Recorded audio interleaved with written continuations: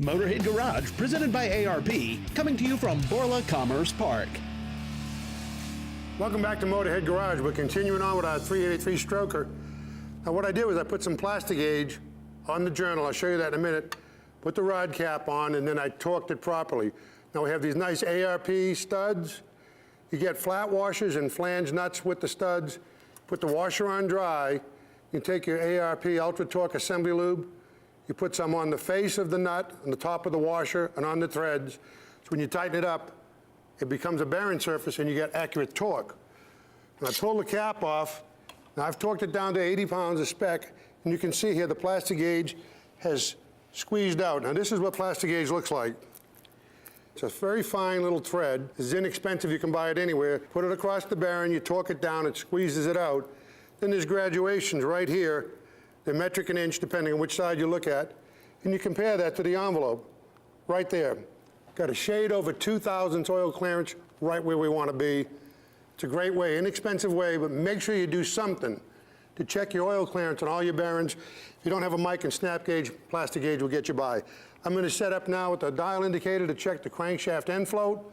While I'm setting up, let's take a look and see how Dave's doing with the pistons. All right, what I've done here now is I've taken all the rods and the pistons out. I've taken the rods. You can see these are from Scat, and boy, they are nice rods. What you got to do is you want to make sure you break the rod bolts loose first. That way you can separate these things. So you have to do that, of course, put in the bearings. The other thing I've done is got the pistons out, and I've oriented. I've gone ahead and started to check this thing out to make sure that I get the rod and the piston assembled in the proper way.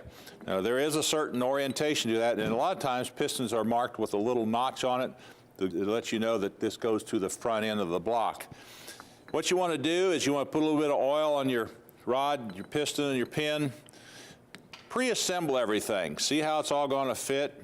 You want to measure, make sure everything's going to be fine. In this particular case, looks like we're in pretty good shape. Now, I put one retainer in here just to hold it. But I've gone through all of this just to check everything. I've left one piston here, of course, undone. And the reason for that is because we're going to use this as a way of checking our piston rings, squaring them up in our block. And before I go too much farther, we got to get all the piston rings checked, measured, so that I can assemble them on here. All right, now we're going to check crankshaft end float, which is the amount the crankshaft moved back and forth. What you have is it's controlled by the flange bearing or the thrust bearing. In this particular engine, it's in the number 5 main. Sometimes it's in the center main. It's a bearing that's flanged over. And of course, you've got to have some clearance or it'll burn up. So what I do is set up a magnetic indicator, a dial indicator on a magnetic base, move the crank in one direction, 0 the meter, and then I'll move the crank back, make sure we're zeroed. And if you look at that, we've got almost 3 thousandths crankshaft end float. That's good. You don't want too much, you don't want too little. If it's too tight, you'll burn the flange bearings out. That's all the, up to the crank grinder. It's got to be ground. If it's too loose, again, sometimes you can try a different bearing that has a little thicker flange on it. Most of the time, the crank is going back to the grinder to be fixed. So with that all set, the crank turns freely, and that's the important thing. Even though you've checked everything, make sure the crank will turn freely.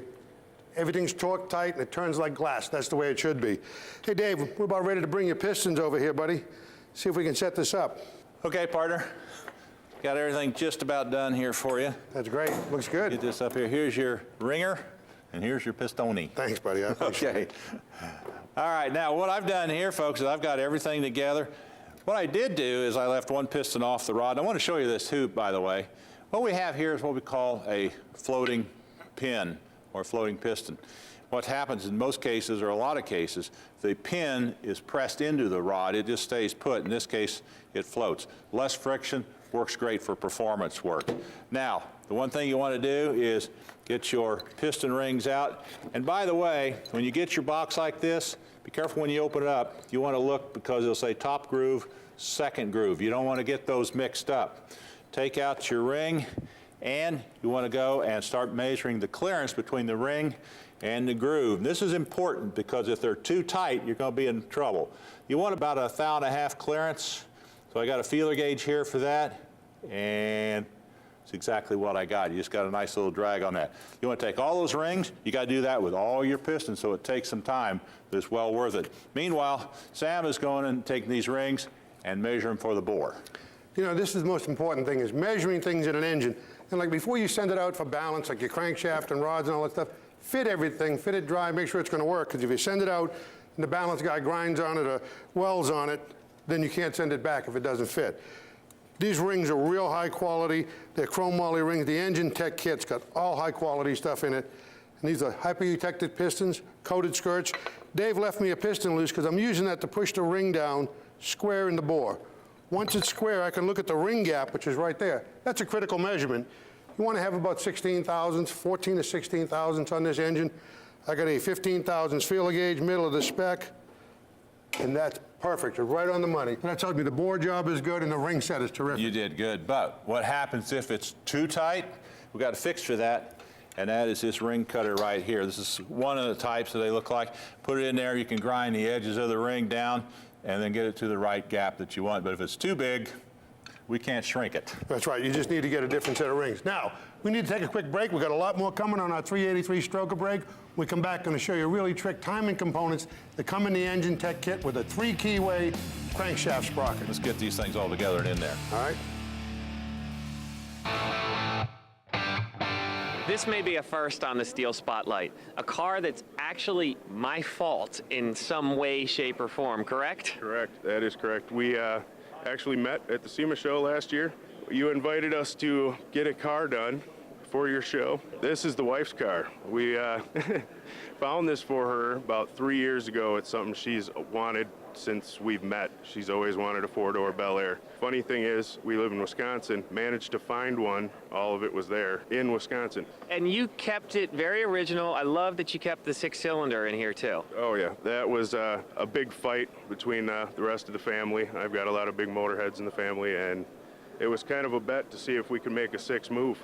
You guys had to learn some skills just to get this thing done, didn't you? Oh yes, the wife actually, the interior that's done on the car, this was her first run at doing actual car interior, and there was no seats in it. It was a metal frame, so there was no pattern. We just had to make up the foam, what goes where, that whole thing. If I'm at fault for this, I'm not going to apologize for that, but you're in trouble for what I request next.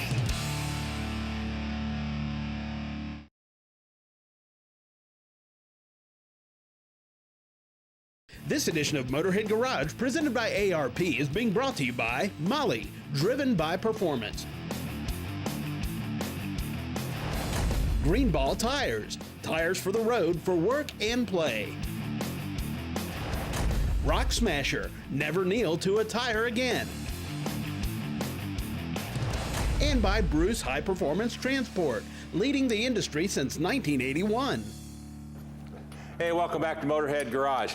Well, you can see we got our short block pretty much together. The only thing left to do now is to time the cam. And Sam, you know, there's a little story here about that crank sprocket in there. Absolutely. And you know, a lot of guys call these crank gears, it's a sprocket because it drives a chain. Now this is a really nice high performance double roller chain with the 2 sprockets, are all steel, comes in the Enginetech kit. Here's a unique thing. This is a crankshaft sprocket that has 3 keyways. When your number 1 piston's at top dead center on a Chevrolet, the keyway is about 2 o'clock. This dot's going to line up. Put these 2 lined up. Pretty much times your cam. For a street machine, a taxi cab, it's going to be fine. Doing a performance motor, you want to dial your cam in. You may need to retard or advance it a few degrees. So if you look at this, it's 3 keyways. This keyway, if you set it there, you're 4 degrees advance on the cam.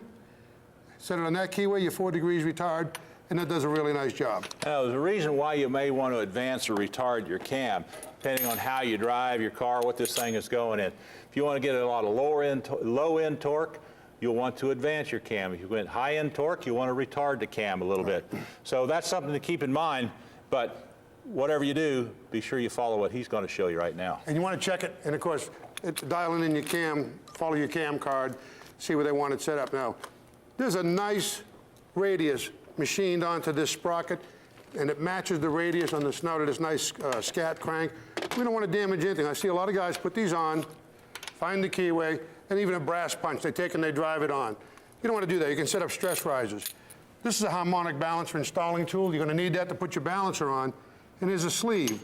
This goes on here. You put this in, and You get the arbor screwed into the end of the crankshaft, which is a 7/16 20. Then you take this as a bearing here, and you work it. You push it on until it bottoms out. It's nice, and you don't damage it. Did I ever tell you how good a job you do on those things? Yeah, I do a great job, I know. No, you don't tell me enough. Oh, man. Anyway, there you go, folks. You can see what it takes to put this together. There's a lot more to it, of course, but we tried to give you some real highlights and some things to look at and things to do if you try to do this on your own.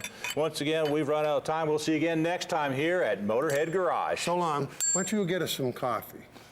Coffee? I'll finish this up. You can It's get us stunted my coffee. growth. You kidding me? Yeah, I can tell it has.